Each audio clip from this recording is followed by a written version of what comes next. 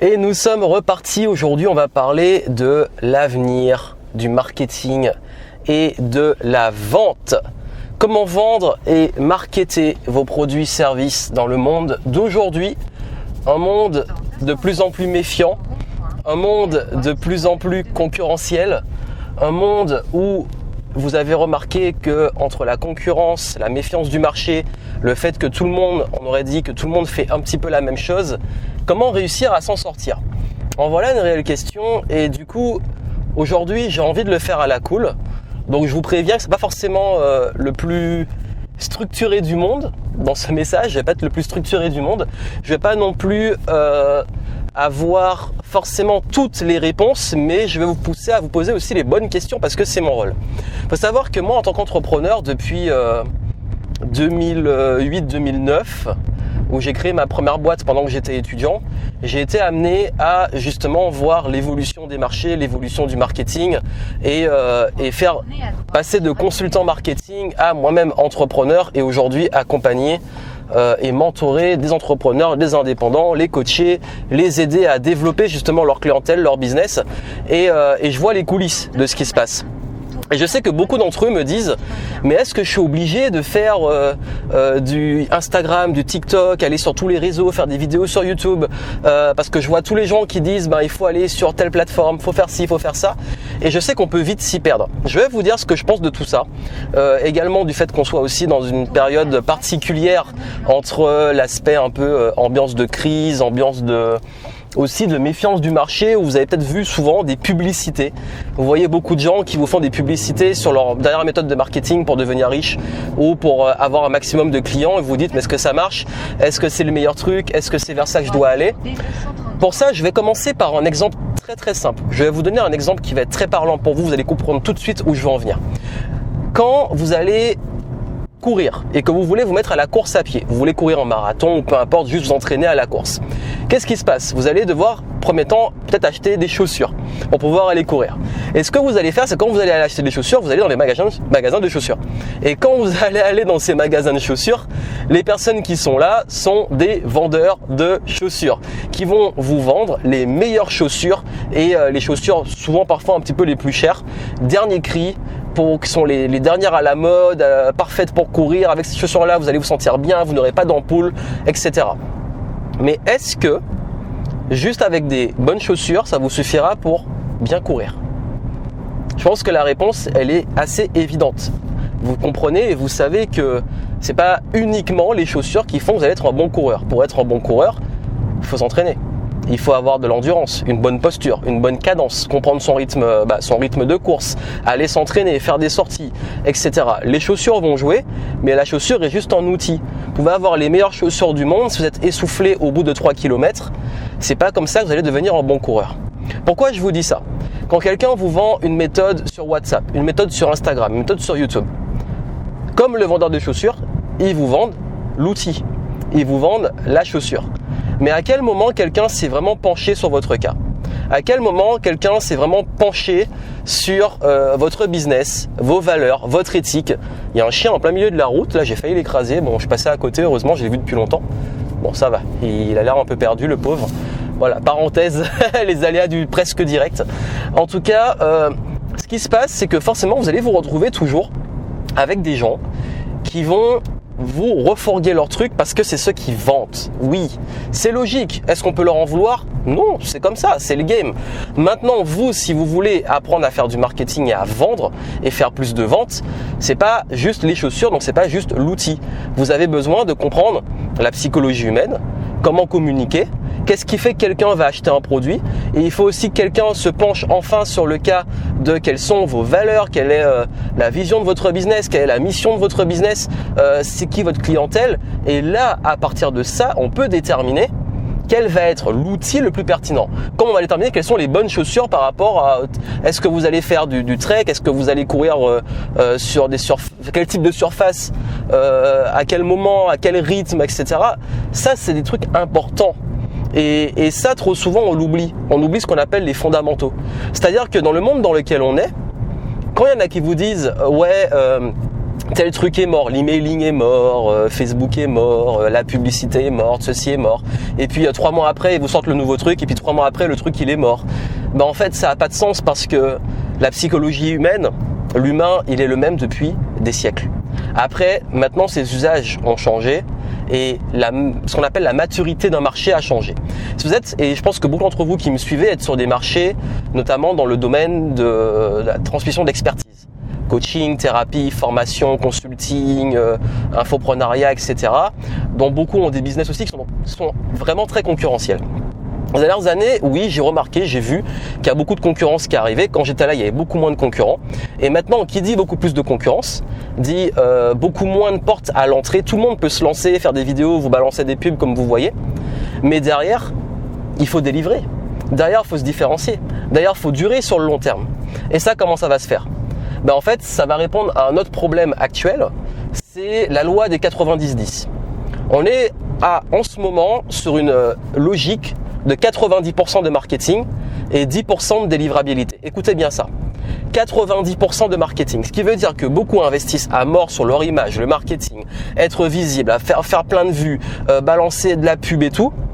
Et puis derrière, quand il faut délivrer, quand il faut s'occuper des clients, quand il faut que l'offre soit à la hauteur de l'investissement, ben là il y a beaucoup moins de monde. Mais c'est pas grave parce qu'ils font leurs ventes et ils bourrinent. Donc du coup les ventes, chiffre d'affaires, mais derrière les clients, ils restent pas longtemps, ils se barrent et puis ils sont déçus et puis finalement ils ont des nouveaux clients et c'est récurrent.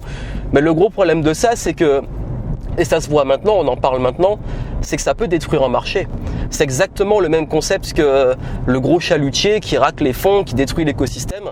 Et puis après, il n'y a plus rien. Et puis tout le monde, les chalutiers, les petits pêcheurs, tout le monde, plus personne n'a rien parce qu'ils ont détruit l'écosystème. En marketing, c'est ce qui se passe dans tout marché. Et je ne dis pas que dans le marché, dans tous les marchés qui existent, c'est une chose, c'est qu'au début, il y a des pionniers. Ensuite, beaucoup de monde commence à pénétrer le marché. Ensuite, il commence à avoir plus d'acteurs, plus de propositions d'offres, plus de concurrence. Qui dit beaucoup plus de monde, dit aussi beaucoup plus de variété, de très qualitatif et du très pas qualitatif. Et puis surtout, un marché qui devient de plus en plus méfiant. Beaucoup plus il y a du choix. Mettez-vous à la place du consommateur, il a le choix, il y a plein de monde, il devient méfiant parce qu'il se dit, en plus s'il a été déçu une première fois, parce qu'il est tombé dans les 90-10, il se pose des questions. Et ça, tout ça c'est le contexte. Ça veut dire que ce qui se passe, souvent on dit les infopreneurs, les experts, etc. C'est juste un reflet de ce qui se passe dans toutes les industries. On le voit avec Amazon, on le voit avec les youtubeurs, on le voit avec la restauration, on le voit avec les transports. Quand je parle des transports, qu'est-ce qui arrivait avec Uber, avec les taxis, ensuite ce qui arrivait avec les livraisons pour la bouffe, pour la restauration, bref, tous les marchés bougent et arrivent à des monopoles. Et ces monopoles-là sont pas forcément ce qui est le plus qualitatif. Par contre, c'est ce que les consommateurs veulent. Et on peut pester sur un marché, mais au final, c'est la loi de l'offre et la demande. Et que si, quand on offre même ce que certains considèrent comme de la médiocrité ou de la merde, si on parle trash, s'il y a des gens qui achètent, c'est finalement que le consommateur, c'est peut-être la logique du marché aussi. Donc du coup, il y a toujours cette notion un marché existe et des offres existent parce qu'il y a une demande. Donc ce qui veut dire que vous, en tant qu'entrepreneur, si vous voulez proposer vos produits et services, il y a la grande question que vous vous posez, c'est est-ce que je suis obligé de faire ça ou faire ce qui marche pour pouvoir réussir ? Je vais vous dire une chose. Il y a la logique du 90-10 de marketing. J'ai vu ça sur un gros article que j'avais lu justement d'un marketeur américain qui était un peu déçu de voir cette tendance dans ce domaine. Mais il disait justement que, en fait, on n'est pas obligé de suivre ça.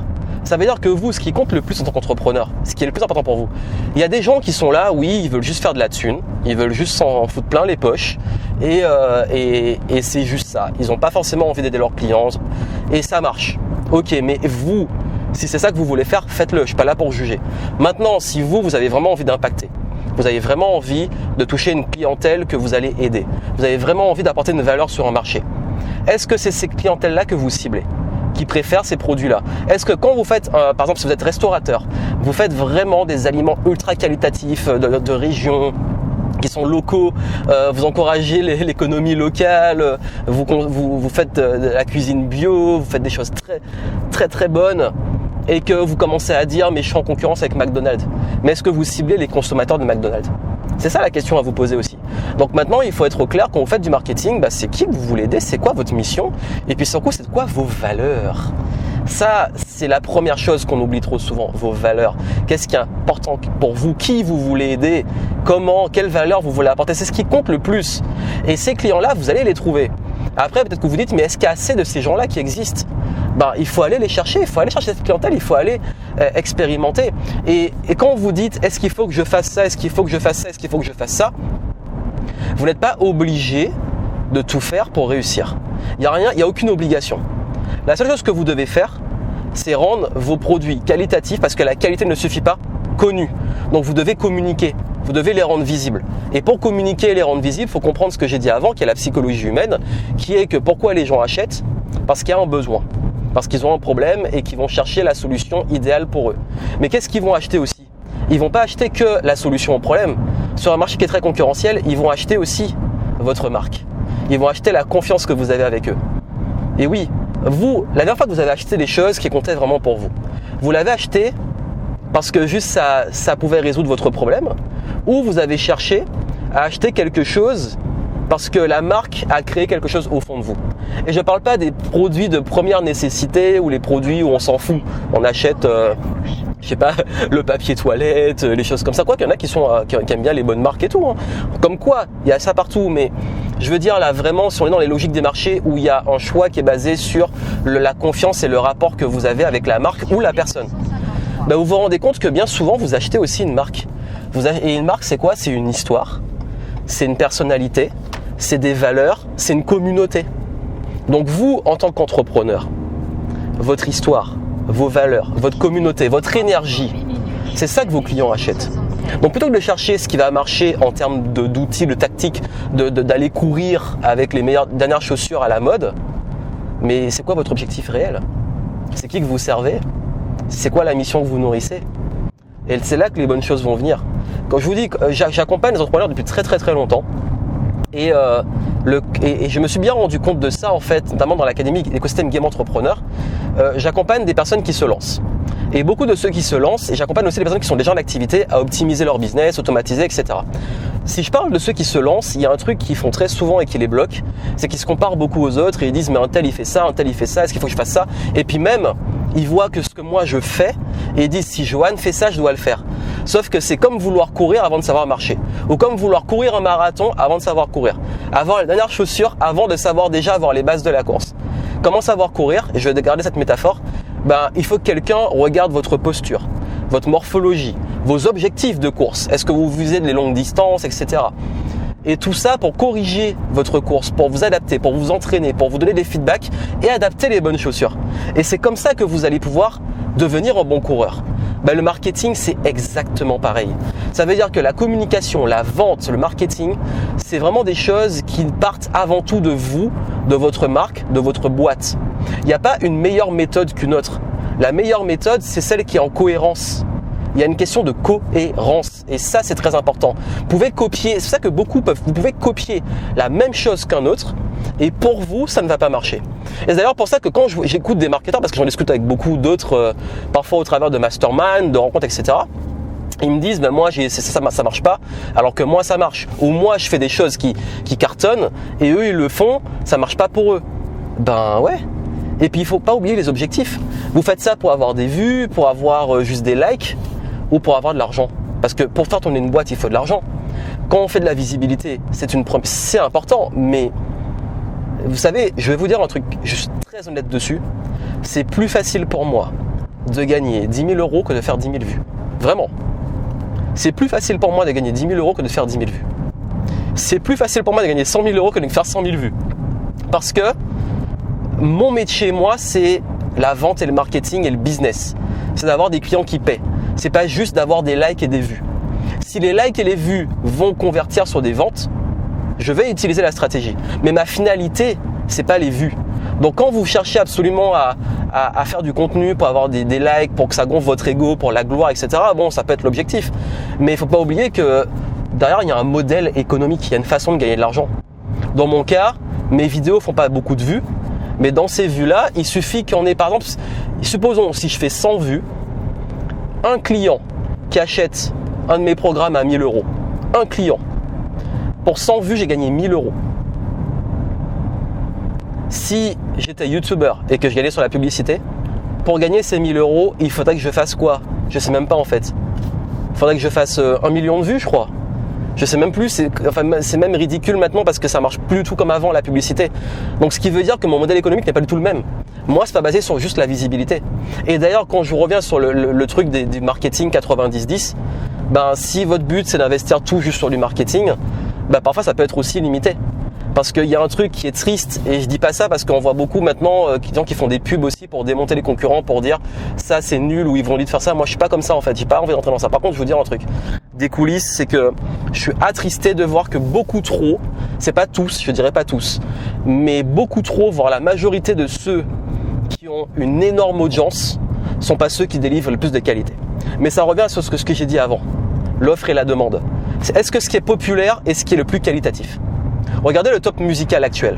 Est-ce que ce qui est populaire est le plus qualitatif? Donc, est-ce que votre but c'est de devenir populaire ou est-ce que c'est vraiment d'avoir un business qui a de l'impact sur des années? C'est ça en fait. Parce que popularité, très souvent dans l'histoire de l'humanité, c'est pas nouveau, ça n'a pas forcément été le plus quali. Hein. C'est triste, hein, mais parfois ça l'est, mais il n'y a aucune corrélation, aucun truc qui dit comme c'est populaire, c'est forcément bon. Pas du tout. C'est populaire parce que c'est très bien marketé, que ça touche un grand public et que le grand public, oui, il a kiffé. Mais est-ce que l'opinion d'un grand public est forcément un truc, voilà, je sais que c'est extrêmement subjectif, voire ultra philosophique. Et d'ailleurs, ça peut être un bon sujet de philo. Hein. Prenez une feuille, vous avez 4 heures. mais pourquoi je vous parle de ça? Parce que il faut pas oublier, c'est pourquoi vous faites les choses en fait. C'est que je sais que beaucoup d'entre vous et ceux qui me suivent, vous avez envie vraiment de changer le game, d'avoir de l'impact.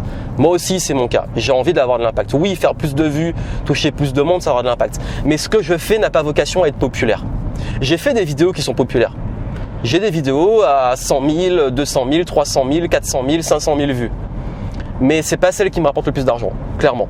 Et puis surtout, elles ont touché un grand public, c'est cool, je suis content, mais c'est pas ma finalité. C'est-à-dire que moi, je m'en fous de faire plein de vues ou peu de vues.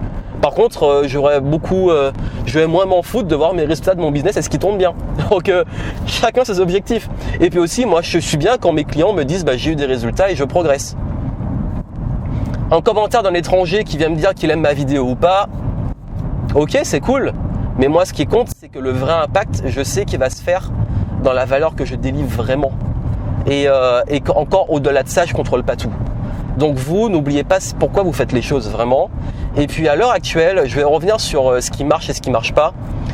Comme je vous ai dit, et j'ai expliqué tout ça avant pour que vous compreniez qu'il n'y a pas une meilleure méthode que d'autres. Il y a plein de façons de faire du marketing. Il y a plein de façons de vendre. Il y a plein de façons de faire tout ça. Ok. Maintenant, s'il y a bien une chose qui est tout le temps, qui revient toujours, c'est la confiance que vous créez avec les gens. Ça veut dire que comme je vous parlais de confiance, de branding, de relation, c'est qu'on peut faire tout ce qu'on veut en marketing. La confiance, c'est ce que vous avez de plus précieux. La confiance d'une audience, la confiance d'une clientèle, la confiance de vos collaborateurs, de vos partenaires. Parce qu'en fait, quand vous n'avez plus la confiance, vous ne pouvez plus rien faire. Et une confiance, ça peut mettre des années à se bâtir, ça peut se détruire en quelques minutes. Donc c'est pour ça que c'est un game qui est quand même complexe. Mais pas si complexe que ça, dans le sens que la confiance, comment elle se crée, c'est que vous devez comprendre vraiment ce que les gens veulent et leur donner. À un moment, il faut peut-être de tourner autour du pot et il faut leur donner vers le bon canal. S'il fallait que je résume ce qui marche, être au clair sur ce que votre cible veut, le problème qu'elle a, apporter la solution idéale pour elle, selon vous, vos valeurs, votre positionnement, etc. Et communiquer cette solution sur le bon canal en créant une relation de confiance pour que les gens se disent « Ah ouais, c'est eux, j'ai eu j'ai ce problème, j'ai vu ce message qui me dit, qui comprend mon problème et qu'il a une solution pour moi et c'est vers cette personne que je vais aller pour avoir la solution. » Donc votre premier rôle en tant que vendeur, marketeur, c'est d'aller faire ce qu'on appelle de l'awareness. Ça veut dire que les gens soient au courant que vous existez et que vous avez une solution pour leurs problèmes. Et ça va se faire par, je vous dis, là c'est tellement général que c'est pas mieux de le faire sur Instagram ou sur YouTube ou en direct ou à des événements ou en conférence. Ça dépend de quelle est votre cible. Si vous touchez des gens de plus de 50 ans et que vous allez faire des vidéos de danse sur TikTok, bon c'est marrant 2 secondes, mais c'est pas là que vous allez avoir du business. Si vous faites du B2B, oui, vous allez plus aller sur du LinkedIn, du networking, du réseau, publicité extrêmement ciblée, des commerciaux, etc.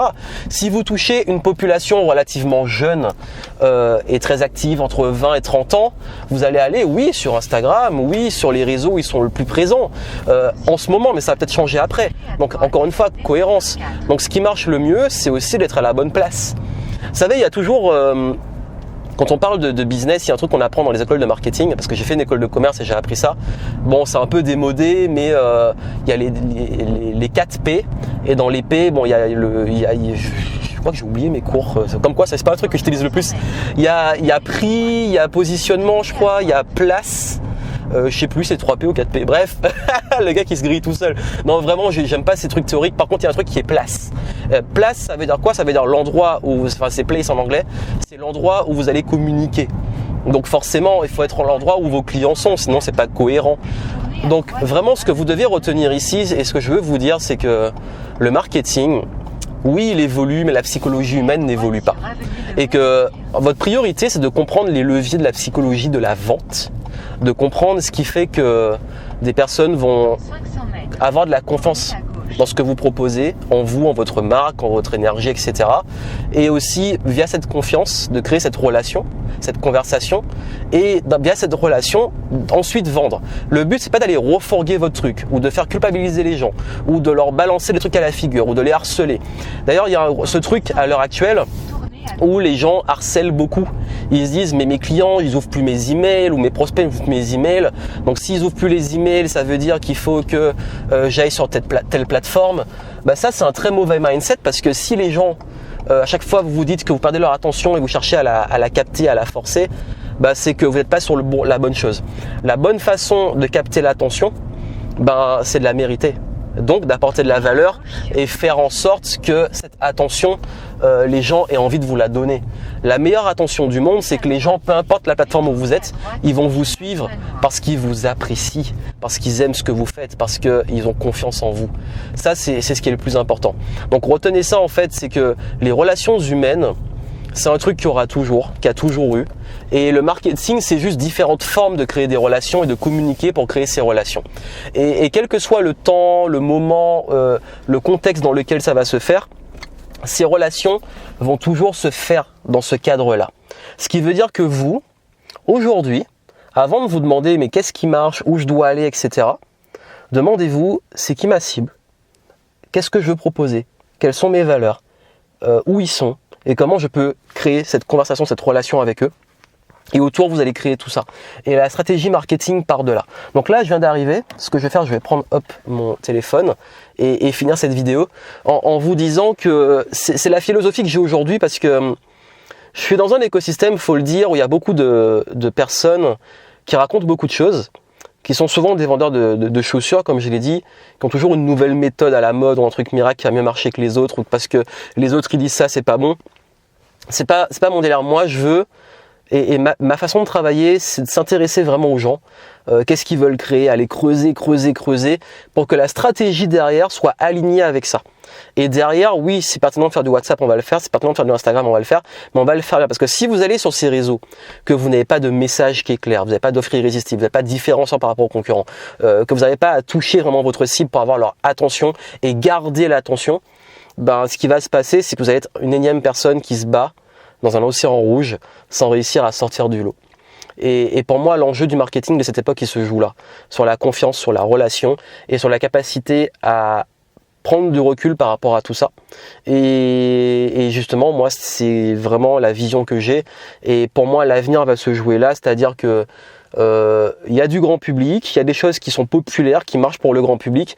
Vous pouvez aller sur ces terrains-là, c'est ce que vous voulez, mais c'est pas forcément là qu'il y a le plus de business. Moi, le gros de mon business, il se fait souvent en off, et je vous le dis de façon transparente. Oui, j'ai mon business qui une grosse partie qui est automatisée, qui cartonne.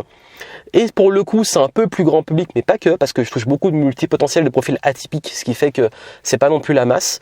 On pense souvent qu'il faut un marché de masse pour cartonner, mais non en fait, parce que j'ai aussi de la grosse clientèle qui est de l'entrepreneur déjà établi, qui est de l'entrepreneur en activité, qui est de l'optimisation, qui est de la gestion du temps, des équipes, etc.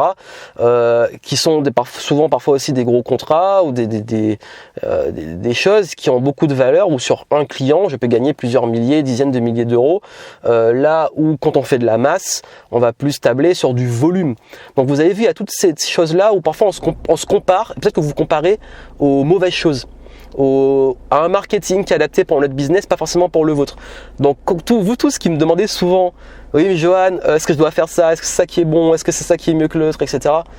En fait, la chose qui est bonne, c'est la chose qui vous correspond et qui est cohérente avec votre business, votre cible, votre audience et ce qui va être pertinent pour les toucher là. Et la bonne façon de faire du marketing, c'est ça. Il n'y a pas une méthode miracle du marketing. Par contre, il y a des fondamentaux, des principes. Je vais finir sur la nuance entre la stratégie, la tactique et l'outil. Stratégie, c'est comment... Je vous donne un exemple très simple. La stratégie, c'est qu'on veut lancer un produit. Donc on fait une stratégie de lancement, on va faire une séquence de lancement, on va teaser le produit, on va toucher une cible et montrer qu'il y a quelque chose qui arrive et qui répond à leurs besoins. On va faire une séquence, une campagne qui va... Voilà, c'est comme une sorte de séquence, stratégie. Ensuite, en termes de tactique, on va dire, ok, on va balancer la campagne en faisant par exemple un concours sur Instagram et sur Facebook. On va faire une série de vidéos sur YouTube, une série de live. Ça, ce sont les tactiques. On va utiliser certains leviers actuels. Et ensuite, l'outil, on va utiliser, par exemple, l'outil, ça peut être faire de la vidéo sur YouTube dans tel format. L'outil, ça peut être le format. Comme l'outil, ça peut être sur telle plateforme, le tel logiciel. Donc en fait, très souvent, le gros problème, c'est que beaucoup focalisent sur les outils. Ils cherchent le meilleur outil pour... faire leur site, pour automatiser leur business, etc. D'ailleurs, beaucoup, est-ce que je dois faire un site internet? Ça dépend encore une fois. Et derrière, ils focalisent juste sur l'outil, mais il n'y a pas de fond, il n'y a pas de stratégie. C'est exactement comme l'art de la guerre de Sun Tzu, qui est en fait qui a des principes, des stratégies, donc dans l'art de la guerre qui fonctionnent encore aujourd'hui. Mais les armes qu'on a aujourd'hui, les outils qu'on a aujourd'hui, sont pas les mêmes qu'il y a des siècles. Donc ce qui veut dire que la stratégie fonctionne toujours, mais on va l'exécuter différemment. Donc le marketing, il y a des stratégies, des fondamentaux de vente de marketing qui sont toujours là, mais l'exécution va être différente par rapport au contexte d'aujourd'hui. Donc méfiez-vous quand même des gens, quand des gens vous disent voici ma méthode marketing, ou ça c'est mort, faut faire ça, ou ça c'est le truc à la mode, ou il faut absolument que vous fassiez ça. Il y a beaucoup qui sont aussi déçus, qui disent je suis allé voir un marketeur pour une agence et ils m'ont dit faut faire une newsletter, faut faire ça, faut faire ça, faut faire ça. Et puis en fait, sans vraiment prendre le temps de s'intéresser au projet de la personne. Est-ce que c'est pertinent de faire une newsletter? Est-ce que stratégiquement c'est pertinent? Parce que moi je vous dis, je préfère être transparent avec vous, j'ai pas de méthode miracle. Par contre, moi je vous enseigne à vendre, à comprendre comment détecter un besoin, comment itérer, comment créer de la conversation, comment créer de l'intérêt. Et ensuite on l'exécute dans la bonne stratégie qui est actuelle. C'est pour moi la meilleure façon de faire aujourd'hui et c'est celle qui va le plus vite parce que vous allez peut-être vous disperser sur plein de trucs à la mode et vous faites en mode sniper le truc pour avoir les résultats le plus vite possible. Et pour moi, c'est ce qui fait la différence aujourd'hui. Voilà le partage. Je sais que ça partait un peu dans tous les sens, c'était assez long, donc là je suis arrivé. Je vous laisse et puis si vous avez besoin et que vous voulez quelqu'un qui vous aide en se penchant vraiment sur votre personnalité, votre cas, votre business, que vous soyez en lancement, envie de vous lancer ou que vous soyez déjà bien établi, vous voulez optimiser, vous différencier, affiner le positionnement et développer vos ventes, vous pouvez me contacter, contactez-moi en privé. Vous avez les infos en descriptif et puis je serai ravi de voir comment on peut faire les choses ensemble. Allez, je vous souhaite plein de succès et n'oubliez pas que si vous voulez durer, n'oubliez jamais pourquoi vous faites les choses. À très bientôt.